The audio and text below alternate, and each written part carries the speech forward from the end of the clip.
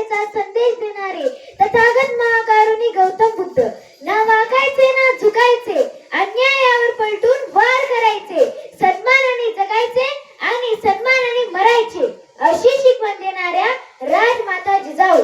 इतिहासाच्या पानापानावर, मातीच्या कणाकणावर, रयतेच्या मनावर आणि विश्वासाच्या प्रमाणावर राज्य करणारे राजे म्हणजे छत्रपती शिवाजी महाराज. सह्याद्रीच्या छातीमधून धगधगणारा लावा होता, सह्याद्रीच्या छातीमधून धगधगणारा लावा होता. स्वराज्याचा रक्षक शंभू वाघाचा तो छावा होता, वाघाचा तो छावा होता. शिवरायांनी निर्माण केलेले स्वराज्य फक्त टिकून न ठेवता ते 10 पट वाढून त्याच्यासाठी बलिदान देणारे युग पुरुष महामानव छत्रपती संभाजी महाराज. विद्येविना मती गेली, मतीविना नीती गेली, नीतीविना गती गेली, गतीविना विद्या गेले, विद्याविना शूद्र खचले. हे सर्व नर्थ एका अविद्येने केले हे सांगणारे थोर समाज सुधारक क्रांतीसूर्य महात्मा ज्योतिराव फुले. स्त्रियांच्या अंधाऱ्या जीवनात पेटवली ज्ञानाची ज्योती, स्त्रियांच्या अंधाऱ्या जीवनात पेटवली ज्ञानाची ज्योती. म्हणून तर आज जगती अमर आहे सावित्री, अमर आहे सावित्री. पहिल्या स्त्री शिक्षिका आणि मुख्याध्यापिका सावित्रीबाई फुले, माता रमाई, माता भीमाई. शिक्षणाची अखंड पेटती मशाल हाती शिका, संघटित व्हा, संघर्ष करा. दिला नारा राज्यघटनेचे शिल्पकार, विश्वरत्न, विश्ववंदनीय महामानव बोधिसत्व डॉक्टर बाबासाहेब आंबेडकर. संत तुकाराम, संत तुकडोजी महाराज, संत नामदेव.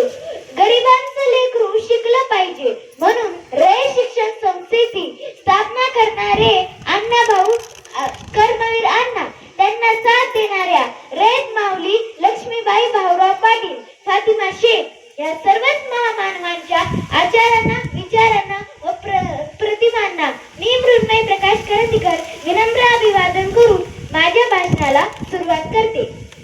सर्वांना जय भीम. आज आपण सर्वजण इथे संयुक्त जयंती निमित्त जमलेलो आहोत. या निमित्त मी तुमच्या समोर दलितेतरांसाठी डॉक्टर बाबासाहेब आंबेडकर या विषयावर माझे विचार मांडणार आहे.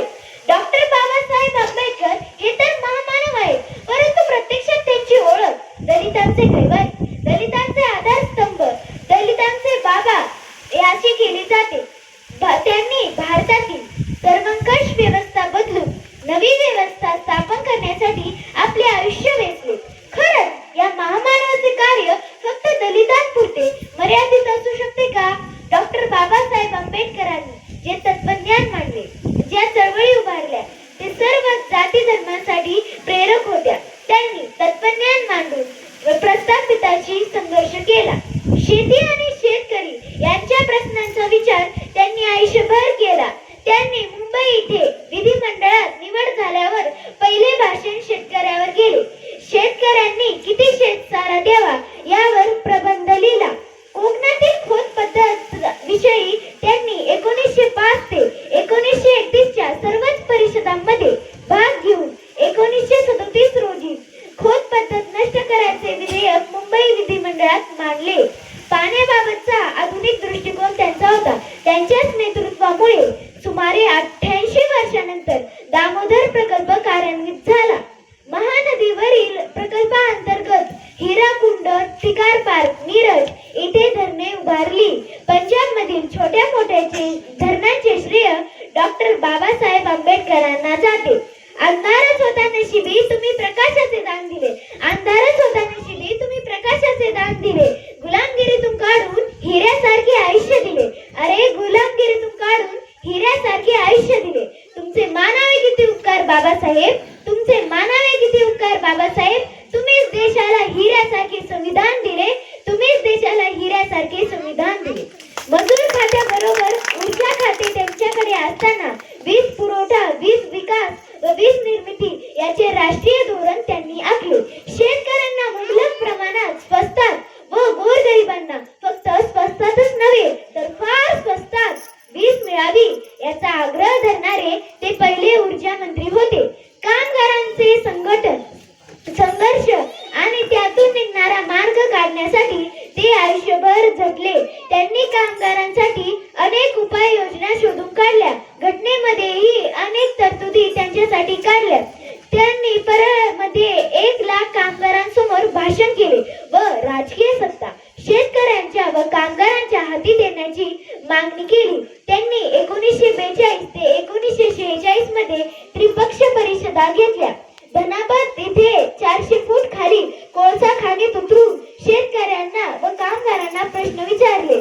तसेच गरोदर स्त्री कामगारांना खाणीत पाठवू नये. प्रसूतीपूर्व 10 आठवडे व प्रसूतीनंतर 4 आठवडे एवढी रजा मंजूर केली. ते कामगारांसाठी लढत होते. त्यांनी त्यांच्यासाठी अनेक मोलाचे कार्य केले. अनेकांचा विरोध असताना राज्यघटनेमध्ये 340 कलमांची तरतूद केली. तरतुदीनुसार ओबीसींना वीज योजना व त्याची अंमलबजावणी करण्याचे घटना समितीने मान्य केले, पण अंमलबजावणी होतच नाही. म्हणून संतापलेल्या बाबासाहेबांनी कायदेमंत्री पदाचा जाहीर राजीनामा दिला. ते ओबीसींसाठी झटत होते, पण त्या लोकांना ते समजलेच नाही. त्यांनी त्यांच्यासाठी लाख मोलाचे कार्य केले. यावरून आपल्या लक्षात येते की डॉक्टर बाबासाहेब आंबेडकरांचे कार्य फक्त दलितांपुरते मर्यादित नाही, तर ते सर्वच जाती धर्मांसाठी प्रेरक होते. अशा या महामानवाच्या महान कार्यास माझे कोटी कोटी प्रणाम.